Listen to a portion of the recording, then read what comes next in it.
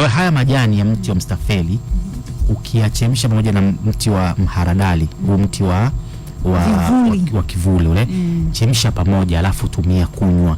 Kuna bosi wangu mmoja tangu huu mwaka uanze nimeshakutana naye mara 3. Na kila nikikutana naye ananikuta nimekaa na watu afa nawaambia, "Nyie huyu mnamdharau nyie kwa sababu mmemzoea." Hii dawa yeye alienda kuichunguza zaidi na anasema ana ndugu yake nje ya nchi. Huyo ndugu yake pia anamwambia kule wanauza supermarket.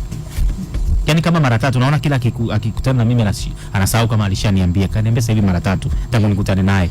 Kila ananiambia wewe, ulijuaje? Yaani kuna ndugu yangu huko nje wanafanya kuyauza kwenye supermarket. Umeelewa? Ni afu sisi tunayo tu hapa nyumbani.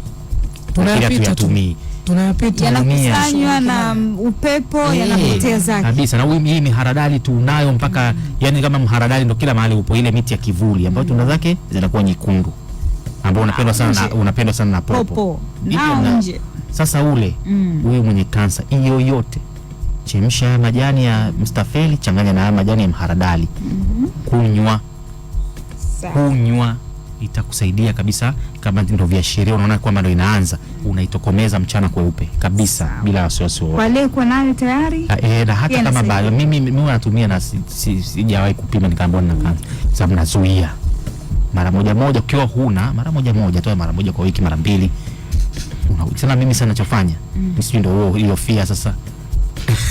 Mimi na blend, sio kwamba nachemsha yale majani na yasaga kabisa, wewe inakuwa green kabisa ile yenyewe, mimi ndo nakunywa. Tena mimi nikishasaga hivyo naongeza na herbet soda ya unga, nachanganya, napiga mara moja tu, kwa sababu hujaambiwa una tatizo.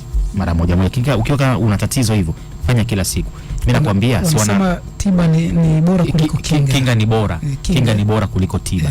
Kukinga ni vizuri zaidi.